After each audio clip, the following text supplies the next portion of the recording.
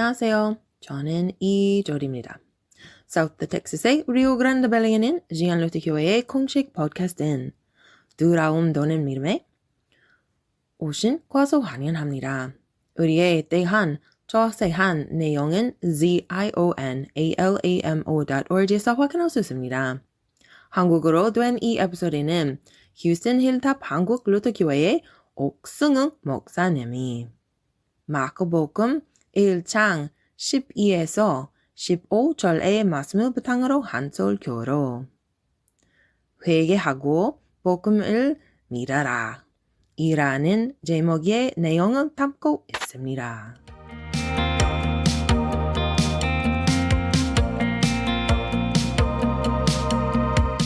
우리 케이블에 여러 채널이 있지만 그래도 그 교육 쪽에 굉장히 유익한 채널 중에 하나인 그 히스토리 채널이라는 것이 있습니다.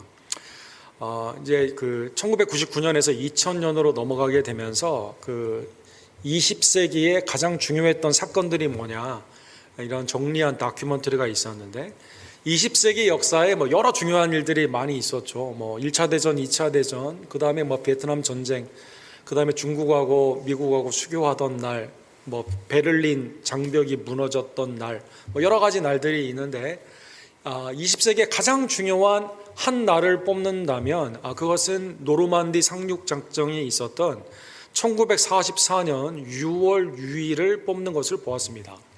6월 6일에 있었던 그 사건을 보게 되면 당시에 히틀러의 나치가 이제 서부 정선인 프랑스와 그 다음에 동부 정선인 러시아의 이제 큰 땅덩어리로 전쟁이 언제 끝날지를 모르는 그러한 상황 가운데 영국도 막 여러 그 폭격 가운데 이 기승을 부리고 있는 그때 연합군이 미국을 주도하여 노르만디 상륙 작전을 통해서 독일의 서부 전선을 이렇게 끊게 되는 그 유럽이 해방이 되고 나치가 무너지는 결정적인 날이 이 날이 됩니다. 그래서 이 날을 배경으로 한 뭐 그 세이빙 프라이빗 라이언이랄지 여러 영화들이 많이 있죠. 이 날이 가장 중요한 날이었다는 것입니다. 그러면 이제 뭐 아이젠하워 그 당시의 장군을 통해서 이 날이 결정이 되었다고 하는데 왜 6월 6일이었을까요? 이 시기는 이 풍랑이 많고 비바람이 많이 부는 시기였기 때문에 상륙작전 하기에 꼭 좋은 날은 아닙니다. 그런데 하필 이 날을 정했다는 것이죠. 그리고 이날 며칠 전만 하더라도 폭풍우가 몰아치는 날이었기 때문에 6월 6일은 좋은 날은 아니었던 것 같습니다. 근데 이 날이 정해지게 된 거죠. 배경을 살펴보게 되면 이날 독일 쪽에 있었던 총책임자는 그 롬멜이라는 장군이었습니다. 에르빈 롬멜이라는 우리 사막의 요로 알려져 있는 데저트 팍스라고 불리우는 아프리카에서 독일의 전차 부대로 모든 연합군을 물리치게 되고 전쟁에 나서 거의 진 적이 없는 윈스턴 처칠은 이 사람에 대해서 이렇게 평가를 합니다. 전쟁의 참상과는 별개로 장군들을 평가한다면 롬멜이 가장 위대한 장군이다 라고 평가를 받을 만큼 아주 너무나 훌륭한 장군이 그 가운데 군사적으로 물론 독일 쪽에 있지만 이 장군이 이렇게 여기에 있었다는 겁니다.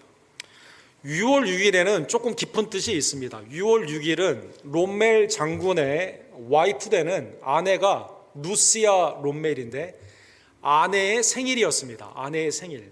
그 다음에 롬멜은 아내를 무척 사랑하는 사람이었어요.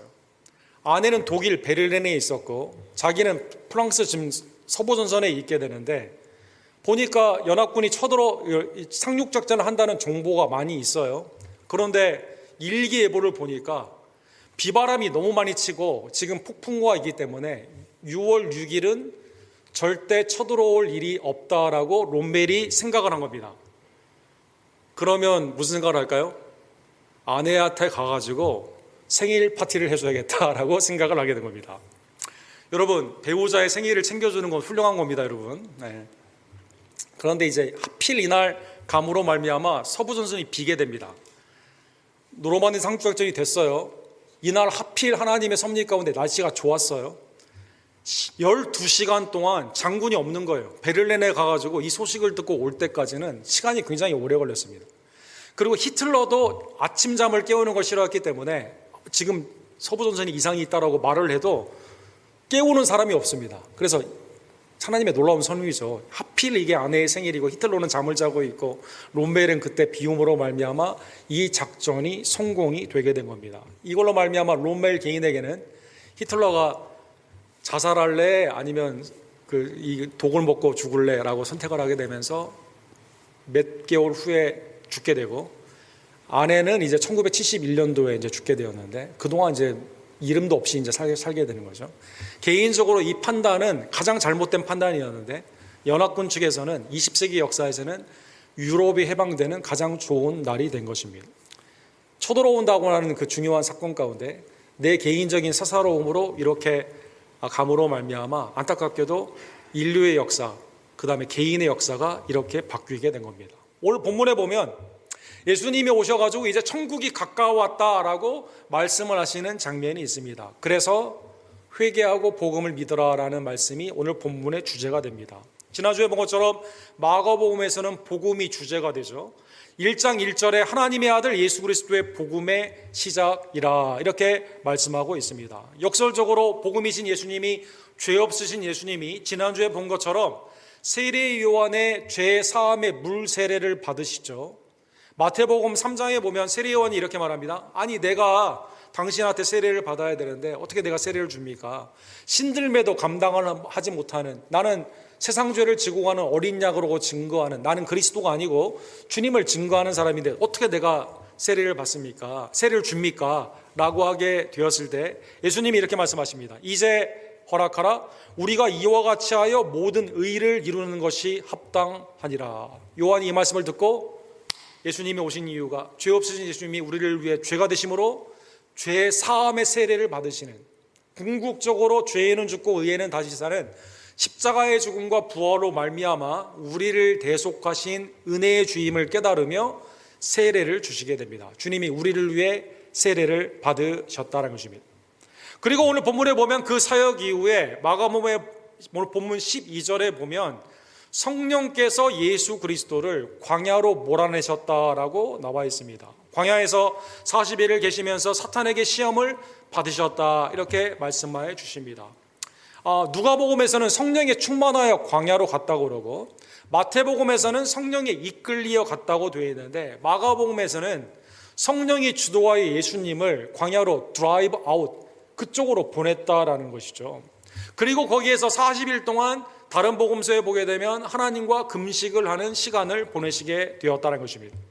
성경에 보게 되면 왜 성령이 예수님을 광야로 40일 동안 몰아내셨는지 이유를 알 수가 있습니다. 성경의 40이라는 숫자는 옛 시대가 가고 새 시대가 오게 되는 중간의 중간기, 준비의 기간을 나타낼 때 40이라는 그 단어를 쓰게 됩니다. 대표적으로 인간이 언제나 악하고 언제나 악하게 계획하고 행동하는 그 시기에 하나님이 물로 심판을 하는 창세기 7장에 보게 되면 홍수의 심판이 있죠. 비가 며칠 동안 왔을까요? 40일 동안 오게 되었습니다. 노아와 그 8 식구만 구원을 받는 그 은혜의 사건 가운데 방주로 구원을 받게 되죠. 40일의 기간에 옛 시대는 가고 노아를 통한 새 시작이 일어나게 된 것입니다. 출애굽기 24장에 보면 모세가 40일 동안 시내산에서 하나님과 금식을 하게 되죠. 노예의 삶에서 해방이 된 이스라엘 백성들이 이제는 어떠한 삶으로 나아가게 됩니까? 하나님이 주신 십계명, 말씀으로 말미암아 제사와 말씀의 나라로, 예배와 말씀의 나라로 새 출발을 하게 되는 것입니다. 41일 수도 있고 40년이 될 수도 있는데, 이스라엘은 40년 동안, 사실 40일에 가나안 땅의 정탐의 그 기간 동안에 하나님이 주신 젖과 꿀이 흐르는 땅을 보며 악평을 하게 됩니다. 그 땅 못 들어간다, 애굽으로 우리는 다시 가야 된다, 악평을 하게 됩니다. 그래서 하나님이 40년 동안 이스라엘을 광야에서 방황케 하여 주시게 되죠.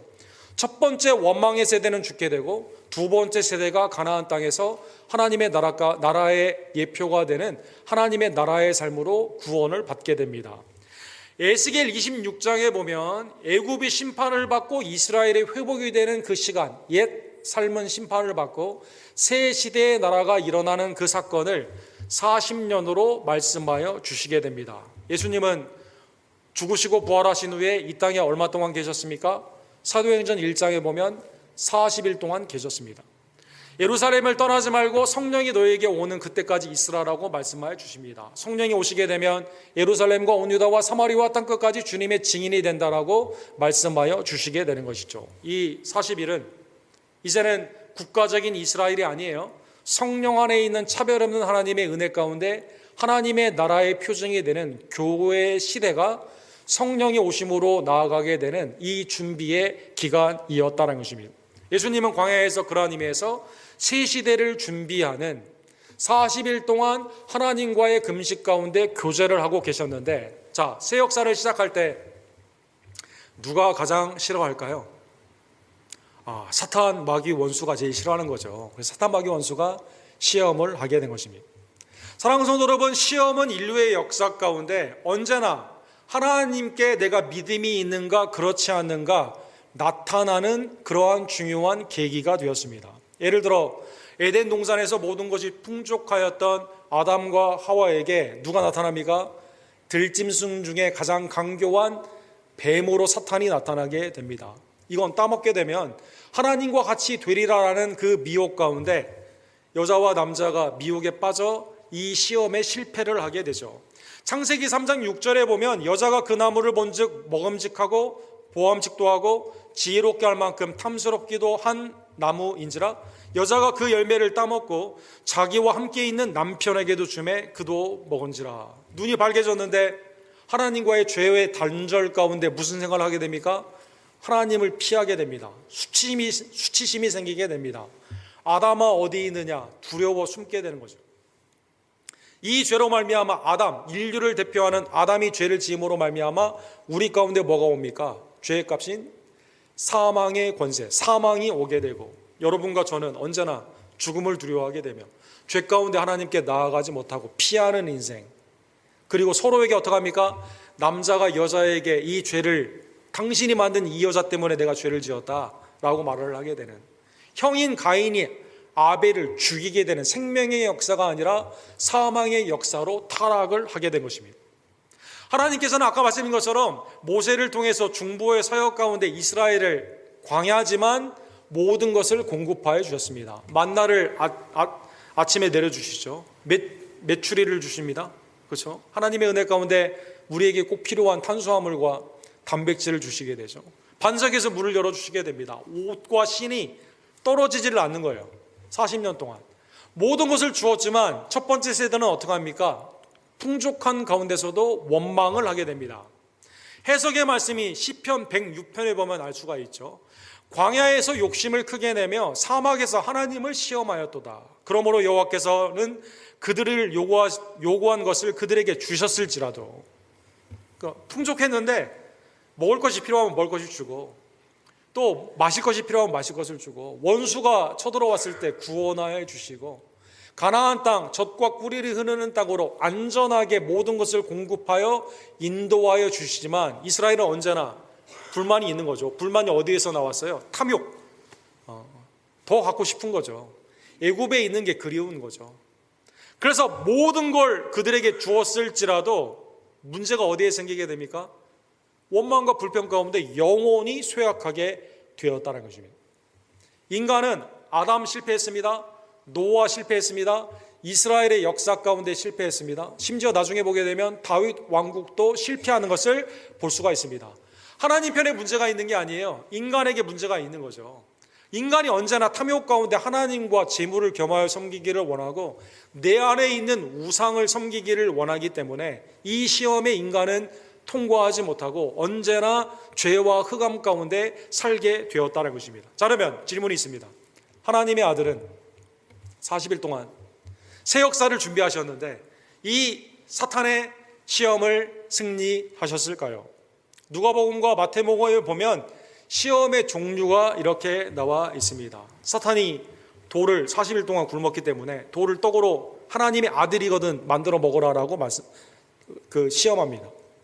나한테 절하게 되면 세상에 있는 모든 명예와 영광을 너한테 주겠다라고 말하게 됩니다. 높은 곳에서 떨어지게 되면 하나님이 너를 보호하는 거 한번 시험해봐라, 하나님을 시험해보라라고 시험을 하게 된다는 것입니다. 의식주의 시험입니다. 이스라엘이 하필 에덴 동산에서 먹는 것 때문에 선악과를 먹음으로 말미암아 실패하지 않았습니까? 이스라엘이 광야에서 40년 동안 의식주의 문제 가운데 불만 가운데 원망하여 실패하지 않았습니까? 하나님의 아들됨을 무엇으로 인간은 사느냐, 의식주의 문제, 우리의 매일의 삶 가운데 무슨 문제가 있으면 항상 그건 좀 이해가 된다라고 하는 문제가 뭡니까? 우리가 다 무슨 문제예요? 잘 먹고 잘 살려고 하는 거 아닙니까? 의식주의 문제가 가장 큰 거죠. 예수님은 사람은 떡으로 사는 게 아니라 하나님의 입에서 나오는 말씀으로 산다. 생명의 근원이 육신에 먹고 사는 문제가 아닌 하나님의 영적인 양식인 말씀에 있다라는 것으로 이 시험을 이기게 됩니다. 나에게 절하면 모든 명예와 권세를 너에게 주겠다, 영광을 주겠다라고 물어보게 되죠. 예배의 대상이 무엇인가에 대한 시험이 됩니다. 세상에 있는 명예와 권세 가운데 관심이 있는 사람들은 무슨 걸 합니까? 주님을 언제든지 떠나 이거를 섬김으로 말미암아 얻을 수 있다는 착각을 주게 되는 거죠. 신앙을 아주 우습게 여기게 되는 거죠. 주님은 뭐라고 말씀하십니까? 오직 하나님만을 예배하라라고 말씀하여 주시게 됩니다. 시험을 예배의 대상은 오직 하나님임을 말씀하며 승리하셨다는 것입니다.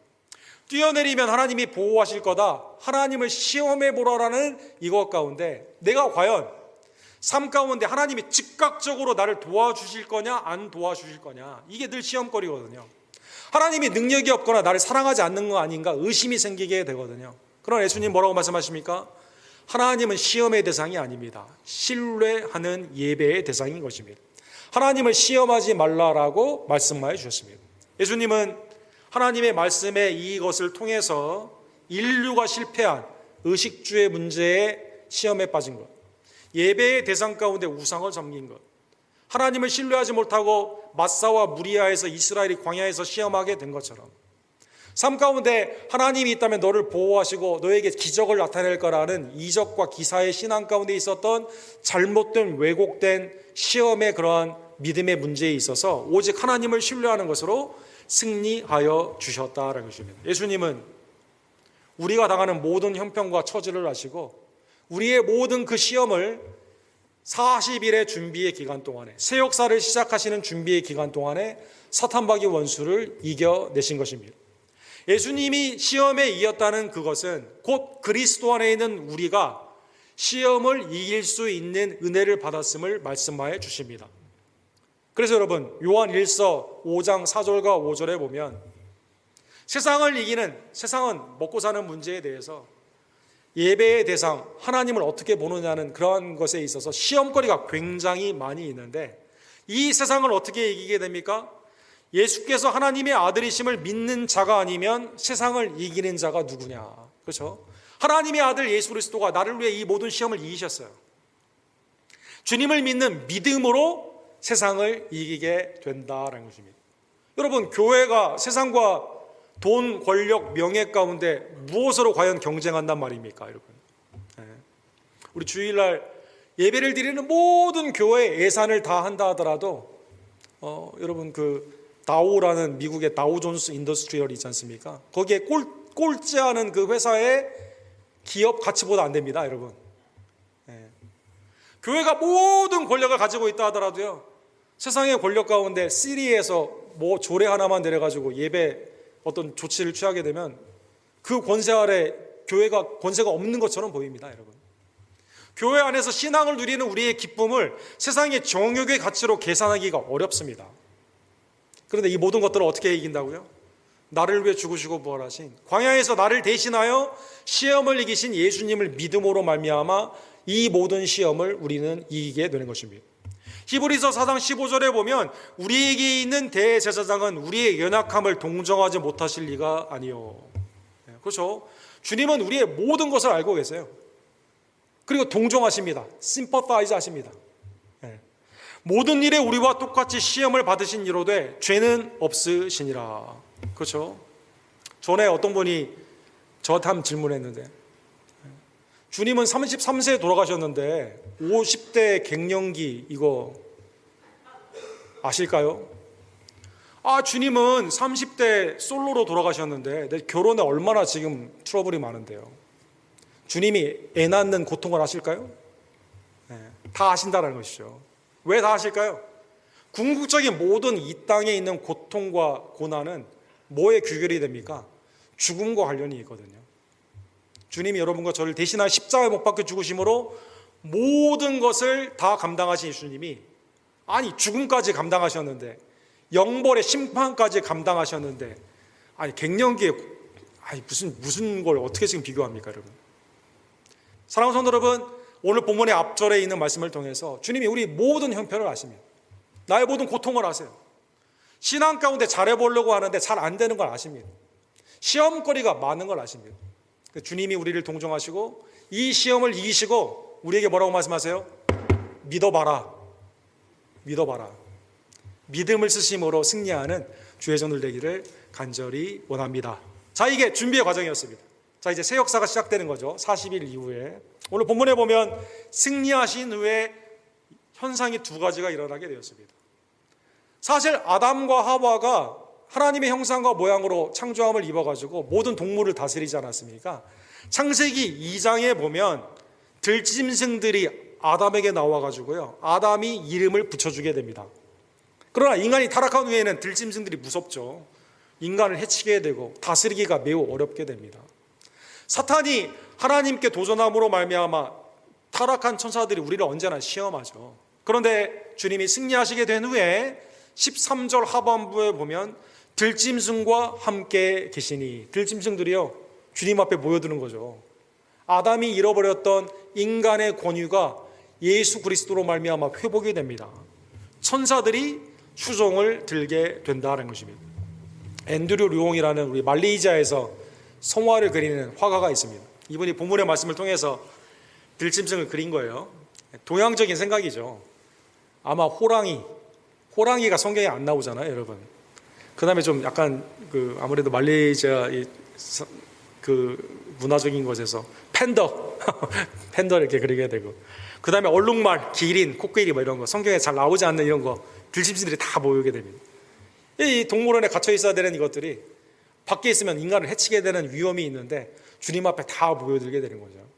사랑하는 성도 여러분, 이 말씀은 이사야 43장 20절에 있는 말씀에 성취가 됩니다. 장차 들짐승 곧 승냥이와 타조도 나를 존경할 것은, 들짐승들이 하나님을 존경할 때가 온다는 것입니다. 내가 광야의 물을 사막의 강들을 내어 내 백성 내 택한 자에게 마시게 할 것이니라. 광야가 하나님의 나라로 회복이 되는 그때 들짐승이 회복이 되는 거죠. 하나님의 나라는 뭡니까? 어린아이가 독사굴에 손을 넣어도 물어요, 안 물어요? 안 뭅니다. 들짐승들이 프렌들리하게 되는 거예요. 인간에 떨어져 있던 죄로 말미암아 적대 관계에 있는 것이 화목의 관계로 되게 되는 겁니다.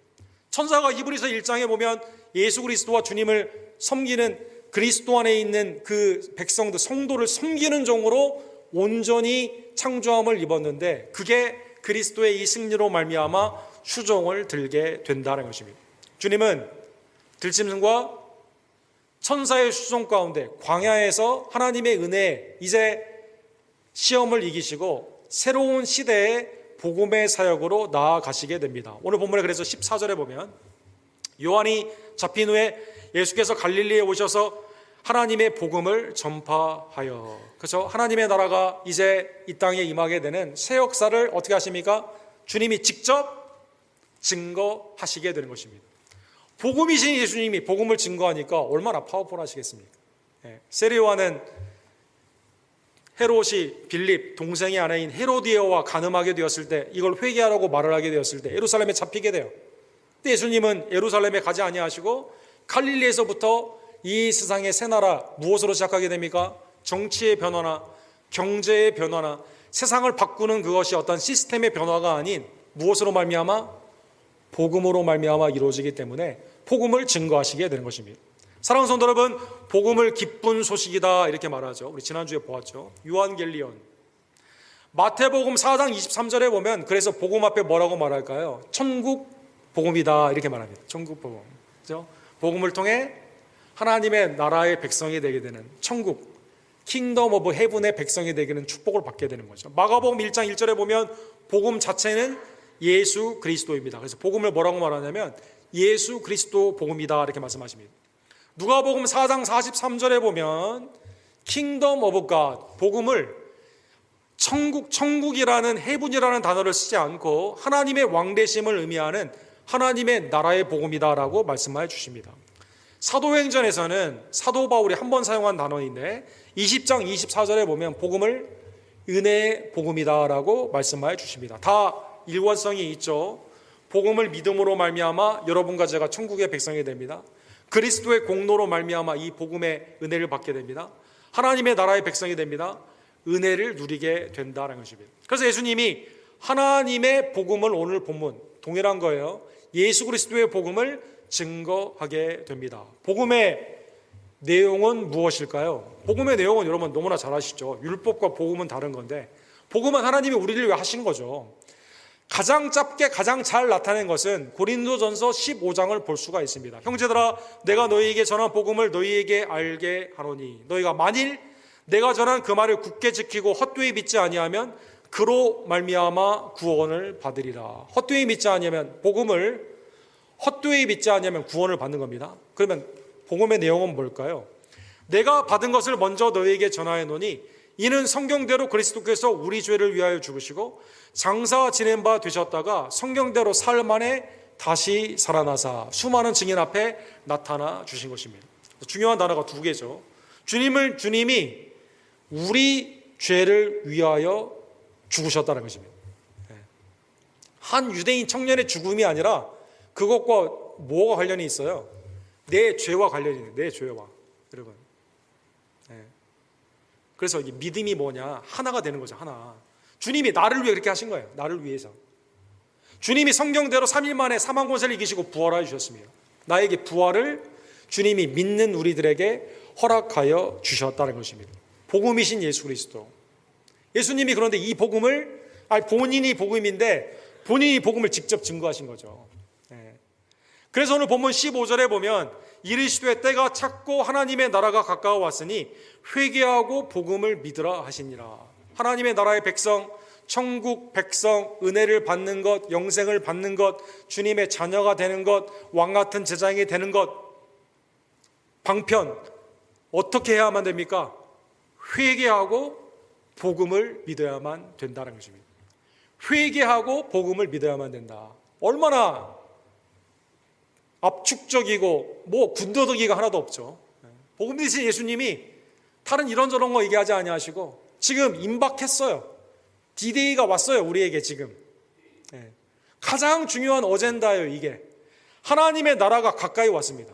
여러분 때가 찼습니다. 여러분 오늘 본문에 나오는 때라는 단어는 하나님이 우리에게 주시는 구원의 시간이죠. 카이로스라고 말을 합니다. 카이로스 여러분. 크로노스하고 좀 다르죠. 크로노스는 여러분 휴스턴 크로니컬 나온 것처럼 흘러가는 시간, 과거에서 현재 미래로 흘러가는 시간인데 카이로스는 좀 다르죠. 하나님과 만나는 시간입니다. 구원의 때입니다, 여러분. 이 때라는 이 카이로스라는 뜻은 원어의 뜻은 뭐냐면요. 아버지가 돌아가시기 전에 유언을 씁니다. 유언장. 그러면 내 아들에게 장자에게는 더블 포션으로 가게죠. 그래서 장자 차자 이렇게 쭉 있게 되었을 때 유언을 쓰는데 언제 이 유산이 걔한테 가는가 이 때를 정해주는 겁니다. 때. 그래서 아이가 어렸을 때 12살까지 있다가 가디언 안에 있다가 이때부터 얘가 받는다 이렇게 말한다던가. 그래서 그 둘째 아들이 아주 악한 아들인 거죠. 부모님이 살아계신데 나한테 유산을 달라고 했으니까 아주 악한 건데 하나님의 때는 뭡니까? 그런 의미에서 성부가 성자를 통해 우리를 구원하는 시간입니다. 이 때가 가까이 왔어요. 갈라디아서 4장 4절에 보면 그래서 때가 참에 하나님이 그 아들을 보내사 율법 아래 나시게 한 것은 우리를 율법에서 속량하게 하시니라. 구원의 은혜의 때가 그리스도로 옴으로 말미암아 옛 시대는 지나가고 히브리서 1장 1절과 2절에 보면 선자를 통해 조각조각 부분으로 우리에게 왔던 구원의 역사가 마지막 때에는 누구를 통해 역사하십니까? 아들을 통해 우리에게 말씀하여 주시는 것처럼 하나님의 은혜의 구원의 때를 베드로 사도가 선지자들이 늘 연구했어요. 근데 그때가 누구를 통해? 예수 그리스도를 통해 이미 우리에게 왔다는 것입니다. 하나님의 나라가 우리 가운데 왔습니다. 하나님의 나라는 어떠한 나라입니까? 오늘날에는 민주주의. 나라의 주권은 누구에게 있어요? 백성, 국민에게 있죠. 그래서 이 미국은 보터, 투표하는 사람의 권한이 굉장히 크지 않습니까? 시민권의 가장 큰 역할이 시민권을 투표하는 그 권리를 주는 거 아닙니까? 그러나 킹덤은 다르죠. 하나님의 나라의 킹덤은 다르죠. 주권이 누구에게 있어요? 왕이 누구예요? 하나님이시죠. 신학에 있어서 아들을 통해 예수님이 우리에게 메시아, 왕으로 오신 거죠. 왕으로 오신 거죠. 주권이 누구에게 있습니까? 예수님께 있는 거죠. 이사야 52장 7절에 보면 그래서 좋은 소식을 가지고 복음을 가지고 산을 넘고 물을 건너는 자의 발이 아름다운 겁니다. 왜 그럴까요? 내 하나님이 통치하신다 하는 자의 산을 넘는 발이 어찌 그리 아름다운 거. 하나님의 왕되심을 증거하는 것이 오늘날의 좋은 소식, 복음. 하나님이 이 나라를 다스립니다. 우리의 가정을 다스립니다. 나를 다스리게 되는 이 축복. 하나님의 통치 안에서 내가 백성으로 순종하는 것이 얼마나 귀한 것인가 증거하는 전도와 선교사의 발이, 선교사의 가장 중요한 일은 뭡니까? 복음을 증거하는 거죠. 교회의 가장 중요한 사명 중에 하나가 뭡니까? 예수님을 증거하는 거죠. 그게 가장 아름답다는 것입니다. 골로새서 1장 13절과 14절에 보면 우리는 죄와 사망의 흑암의 나라에 있었어요. 그러나 이제 그리스도로 말미암아 아들의 나라로 옮기게 되었습니다. 마치 시민권을 새로 받게 되는 것처럼, 우리의 시민권은 하늘에 있다, 바울 사도가 말하게 되는 것처럼 그 아들 안에서 우리가 속량 곧 죄사함을 얻었도다. 하나님의 나라가 임박했습니다. 복음 대신 예수님 자신이 지금 그것을 증거하고 있습니다. 그러면 이 나라의 백성이 되는 가장 유일한 방법, 너무나 간단한 방법이죠. 그건 뭡니까? 오늘 주님 말씀하신 것처럼 회개하고 복음을 믿으면 되는 것이다라는 것입니다. 사랑하는 성도 여러분, 사랑하는 성도 여러분, 예수님은 누가복음 5장 32절에 보면 내가 의인을 부르러 온 것이 아니요 죄인을 불러 회개시키러 왔다 이렇게 말씀하십니다. 나는 내 의 가운데 주님의 구원이 필요 없어요. 주님이 나 필요 없어? 그러면 그 다음으로 가는 거죠. 나사렛 고향 사람들이 주님을 환영하지 않았습니다. 그럼 주님이 계속 나사렛에 있었을까요? 그 다음 동네로 가는 거죠. 다른 곳에 가서 전도하자 가는 거죠. 그러나 세리와 창기, 그렇죠. 우리 신명기의 새벽기도에 본 것처럼 이거는 개 같은 돈이거든요. 헌금에도 안 받는 직분이에요. 이 자들이 주님 앞에 온전히 나아가게 되었을 때, 우리 성경 말씀 삭개오가 주님을 보기를 원했을 때, 병든 자가 주님 앞에 손을 내밀게 되었을 때, 사랑하는 여러분, 죄인이라고 고백하며 주님의 의가 없으면 나는 살 수가 없습니다. 고백하는 자에게는 사랑하는 성도 여러분, 주님이 우리를 구원하시는 놀라운 은혜가 임하여 주셨다는 것입니다. 사랑하는 성도 여러분, 사도행전 16장에 보면 빌립보 간수가 이렇게 물어보죠. 선생들이여, 내가 어떻게 하여야 구원을 받으리이까? 간수는 자유자고 바울과 실라는 죄인인데 간수가 죄인한테 묻는 거예요. 신기한 일이 일어나는 겁니다. 오히려 바울과 실라가 우리 여기서 어떻게 좀 빠져나오게 해주세요 이렇게 해야 되는데, 하나님의 은혜 가운데 절대 흔들리지 않고 고난 가운데서 찬양하며 빗장이 풀렸는데 나아가지도 않고, 간수가 이 사람들을 통해 뭘 본 겁니까? 하나님의 나라의 백성의 자유함을 본 거죠. 이때 바울과 실라가 뭐라고 말합니까? 다른 얘기 했을까요? 주 예수를 믿어라, 그리하면 너와 네 집이 구원을 받으리라. 너무나 간단한, 그러나 가장 파워풀한 복음을 증거하게 됨으로 말미암아 빌립보 간수와 식구들이 어떻게 합니까? 주님을 영접합니다. 세례를 받습니다. 빌립보의 교회는 하나님의 은혜 안에서 바울 사도가 생각할 때마다 기쁨이 넘치는 그러한 교회로 나아가게 되는 것입니다. 사랑하는 성도 여러분, 주님의 나라는 지금 우리에게 임박을 했습니다. 지금은 어떤 때입니까? 때가 찼기 때문에 다른 변두리로 할까 말까 고민하는 시간이 아니에요. 지금 우리가 해야 되는 것은 회개와 믿음, 그리고 이 복음을 증거하는 시간이다라는 것입니다. 하나님의 나라가 가까이 왔다라는 이 표현은 마가복음 12장에 예수 그리스도께서 한 대상에게 한 번 더 말씀을 하여 주셨습니다. 마가복음 12장에 보면 서기관이 주님 앞에 나와 질문을 합니다. 서기관이 이렇게 물어봐요. 모든 계명 중에 첫째가 무엇입니까? 이렇게 질문을 하게 됩니다. 그러니까 예수님이 신명기 6장 5절에 있는 쉐와 이스라엘, 하나님의 한 분이시니 마음과 뜻과 정성을 다해 그분을 사랑하고 그 다음에 네 이웃을 내 몸과 같이 사랑하는 것이라 이렇게 말씀해 주십니다. 그러니까 이 서기관이 이렇게 말을 해요. 선생님 옳소이다. 하나님은 한 분이시여 그 외에 다른 이가 없나이다. 그 다음에 12장 33절에 보면 또 마음을 다하고 지혜를 다하고 힘을 다하여 하나님을 사랑하는 것과 또 이웃을 자기 자신과 같이 사랑하는 것이 전체로 드리는 모든 번제물과 기타 제물보다 나으니이다. 질문을 했는데 예수님이 대답을 했는데요, 그 대답보다 더 좋은 대답으로 답을 한 겁니다. 우리가 생각해 보는 게 서기관이 몰라서 질문한 게 아닌 거죠. 그렇죠? 몰라서 질문한 게 아니라 내가 얼마나 많이 알고 있는가, 그 예수님을 시험하면서 제가 말한 거죠. 근데 예수님이 이걸 보고 이렇게 말씀하세요. 예수님이 그가 지혜 있게 대답함을 보시고 이르시되 내가 하나님의 나라에 멀지 않도다 하시니 그 후에 감히 묻는 자가 없더라. 하나님의 나라에 지금 멀지 않아요. 가까이 있어요 지금. 자, 그러면 이분이 서기관이 질문한 것의 핵심은 뭡니까? 율법 중에 뭐가 가장 크냐, 계명 중에 뭐가 가장 크냐 이렇게 질문했잖아요. 율법은 잘 알아요. 율법에 대해서는 서기관이니까 능통합니다. 오케이? 윤리적으로 매우 훌륭하다는 것입니다. 그럼 이 사람이 해야 되는 건 뭡니까? 하나님의 나라에 들어가기 위해서는. 지금 누가 앞에 있어요? 내가 질문한 사람이 누구예요? 복음이신 예수님이거든요. 예수님을 영접하면 되는 겁니다. 영접했을까요? 가룟 유다가 3년 반 동안 예수님을 따라다녔어요. 하나님의 나라에 지금 거의 경계선, 한 말만 내디디면 주님을 온전히 섬기면 구원받는 가장 중요한 위치에 있습니다. 그렇죠 여러분? 하나님의 나라에 가장 내 앞에 있어요 지금. 믿으면 되는 겁니다. 아, 주님 영생을 어떻게 얻어야 됩니까? 부자 관원 청년. 질문이 너무 좋아요. 그리고 주님이 앞에 있어요. 믿으면 영생 받는 겁니다. 근데 주님이 재산을 팔고 나를 따르라고 했을 때 무슨 생각을 합니까? 슬픈 기색으로 가는 거죠. 주님의 그 경계선에서 하나님의 나라 가까운데 오늘날 주님의 나라가 지금 굉장히 가까운 사람들 얼마나 많습니까? 집안이 다 믿는 분들이고 전에 어떤 그런 감격도 있었고 또 고난 가운데 주님을 바라보는 그러한 신앙 가운데 있었지만 지금 변두리, 언제나 경계선 가운데 하나님의 나라의 중심에 들어오지 못하고 변두리 가운데 있는 사랑하는 성도 여러분, 회개하고 복음을 믿는 길 외에는 구원을 받는 길이 없습니다.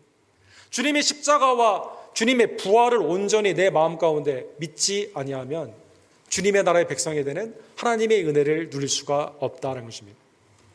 하나님의 은혜 가운데 그러나 여러분과 저를 위해 죽으시고 부활하신 예수님을 믿을 수 있는 그 믿음을 주신 하나님께 감사하며 하나님의 은혜 안에서 주님의 나라의 백성답게 이 세상에서도 어떠한 것이 아닌 주님의 나라의 가치로 살게 하신 천국 백성 삼으신 하나님께 감사하는 주의 종들 되기를 간절히 원합니다. 그런데 오늘 본문에 있는 말씀에 회개하고 복음을 믿어라라는 이 말씀이 믿지 않는 사람뿐만 아니라 이게 현재 진행형이에요. 이게 무슨 뜻인지 알겠죠? 회개를 예수님 믿은 후에는 안 하는 게 아니에요. 복음을 믿는 그 신앙생활을 한번 믿었기 때문에 나는 이제 내 마음대로 살아야 되는 이게 아닙니다. 현재 진행형입니다. 계시록 3장 19절에 보면 라오디게아 교회 주님이 이렇게 말씀하시죠. 무릇 내가 사랑하는 자를 책망하여 징계하노니 그러므로 내가 열심을 내라 회개하라. 겉으로는 부하지만 속으로는 빈궁했던 라오디게아 교회를 향해서 필요한 게 뭡니까? 주님이 교회에 주신 말씀이에요. 마지막 7번째 교회 아닙니까? 주님이 사랑 가운데 하신 말씀이에요. 사랑하는 자를 책망하는 겁니다. 징계하는 겁니다. 사생아가 아니에요. 주님이 사랑하는 자에게 뭐라고 말씀하십니까? 회개하고 열심 가운데 주님 가운데 믿음의 삶을 살아라는 것입니다. 사랑하는 성도 여러분, 그러한 의미에서 여러분과 저는 칭의의 은총을 받은 우리들은 매일의 성화 가운데 혹시 내 마음이 아까 세 가지의 질문, 의식주의 시험 가운데 빠지지 않도록 오늘 우리에게 일용할 양식을 주옵소서. 주님이 말씀하신 그 기도 가운데 있는 것처럼 내가 주님과 더불어 다른 예배의 대상을 섬기고 있지는 않은지 내 신앙의 순수성을 위해서, 신앙의 순결함을 위해서, 하나님의 은혜에서 내가 하나님의 고통 가운데 시험하거나 의심하지 아니하고 주님을 신뢰하는 믿음 가운데 온전히 서도록 회개하고 복음을 믿는 주님만을 전적으로 의지하는 주의 종들 되기를 간절히 원합니다. 빌립보서 8장 12절에 보면 빌립 집사님이 이제 주님의 말씀의 명령대로 사마리아에 가서 복음을 증거하게 됩니다. 어떻게 증거했을까요? 빌립이 하나님의 나라와 및 예수 그리스도의 이름에 관하여 전도함을 그들이 믿고, 다른 거 증거하지 않았죠. 주님의 나라의 백성이 되는 것은 그리스도의 이름으로 주님을 믿는 것으로 된다. 사마리아에서 증거함으로 말미암아 주님의 언약의 그 예언이 성취가 되게 된 겁니다. 남녀가 다 세례를 받았다, 이렇게 나와 있습니다. 즉 예수 그리스도의 회개와 믿음 가운데 살아가는 하나님의 믿음의 백성들은 무엇을 증거하는 삶을 살아야만 될까요? 하나님의 나라, 예수 그리스도의 은혜로 들어가는 주님의 복음을 증거하는 삶으로 나아가게 되는 것입니다. 오늘 본문의 말씀을 깨달으며 내가 복음적으로 주님의 왕되심, 하나님의 나라의 백성이 되었음을 기뻐하며 주님의 나라를 복음 가운데 증거하는 주의 종 되기를 간절히 원합니다. 마지막으로 우리 쉐인 클레본이라는 분이 있습니다. 아주 젊은 분인데 이스턴이라고 우리 그 신학이 매우 강한 그런 학교가 있는데요. 거기에서 이제 졸업하시고 나는 이 도시에 가서 복음을 증거하겠다라고 생각을 하면서 친구들과 더불어 이 그 필라델피아에 가가지고 공동체를 하나 세우게 됩니다. 공동체 이름이 The Simple Way라는 공동체가 됩니다. 이게 지금 기간이 좀 오래되어서 지금 한 17, 8년 된 것 같아요. 여기에 그 모습은 빈민, 가난한 사람들하고 함께 같이 사는 그러한 일인데 특징이 뭐냐면 이 가버먼트나 아니면 선교 에이전시한테 손을 벌리질 않습니다. 자생을 합니다. 자생. 그래서 복음 안에서 살아가는 오늘날의 도시 수도원 같은 그러한 모습으로 굉장히 많은 열매들이 필라델피아에 있는 아주 그 어려운 지역들이 변화되는 그 모습이 이렇게 나타나게 되는 거죠. 이분이 쓰신 책 중에 2008년도에 쓴 Jesus for President라는 책이 있습니다. 예수님이 대통령이 되는 나라, 이렇게 번역이 되었는데 이러한 책이 있습니다. 그 다음에 이제 지난달에 최근에는 영국 국교의 최고 수장인 캔터버리 주교인 웰비라는 주교가 미국에 왔는데 뭐 미국에 있는 유력한 사람들을 만나는 게 아니라 여기에 필라델피아 이 공동체에 가서 일주일 동안 견학을 하게 되면서 어떻게든지 이게 영국에 좀 어답하기를 원하는 훈련의 기간을 받았다고 합니다. 그러니까 영국의 수장인데 빈민촌에서 심플웨이에서 사역을 하고 있는 사람에게 배우러 왔다는 것은 굉장히 우리에게 큰 교훈이 있죠. 이분들의 삶을 보게 되면 다른 게 아니에요. 그냥 말씀을 증거하고 말씀을 순종하기 위해서 살아가는 겁니다. 진짜 특이한 게 하나도 없습니다. 근데 말씀 안에서 변화가 됩니다. 근데 어쨌든 Jesus for President라는 책을 보게 되면 이제 구약의 배경을 통해서 하나님의 나라는 어떠한 모습인가, 그다음 신약은 하나님의 말씀 가운데 어떻게 나아가게 되는가, 그다음 세 번째 10도에 보게 되면 미국의 예수님이 대통령이 된다면 어떻게 될 것인가, 여기에 대한 말씀이 나와 있습니다. 하나님의 나라니까요. 오늘 본문에 나오는 킹덤 오브 갓, 아들의 나라의 왕은 누굽니까? 예수님이잖아요. 그러면 미국이 하나님의 나라, 우리가 이 나라를 경영하는 데 있어서는 누가 왕이 대통령이 돼야 돼요? 예수님이 대통령이 되는 거죠. 여러분, 뭐 불만이나 반대하는 분이 있습니까? 예수님이 대통령이 되는 거죠. 네. 예수님이 이제 2008년도지만 날짜를 좀 바꿔가지고 2024년 대통령의 출마를 선언하게 되었습니다. 출마의 변이 뭘까요? 누가복음 4장에 보면 성령이 내게 기름 부음, 성령이 내게 오셨으니 내가 가난한 자에게 복음을 증거하고 은혜의 해, 주빌리, 하나님의 은혜를 선포하게 되며 포로된 자는 풀어지게 되는 그러한 사건 가운데 이 나라를 이렇게 세우겠습니다. 예수님이 공약을 했습니다. 사람들이 손을 들어요. 대통령 후보 예수님, 제 세금 깎아줍니까? 하나님과 재물은 겸하여 섬길 수가 없습니다. 손을 딱 듭니다. 예수님, 내 집값 올라갑니까? 나를 따르려거든 자기 자신을 부인하고 날마다 자기 십자가를 지고 나를 따르십시오. 사람들이 손을 듭니다. 출마하지 마세요. 그런 대통령 필요 없어요. 이 쉐인 클레본이 우리에게 도전합니다. 예수님이 이 나라의 대통령이 되고자 할 때 내가 가장 깨림칙한 거, 내가 가장 싫어하는 거, 그거 회개하라. 사랑하는 분들, 회개하고 복음을 믿는, 주님의 왕되심을 인정하고 주님의 왕되심을 부인하는 나의 삶을 회개하는 순전한 믿음의 백성들 되기를 간절히 원합니다.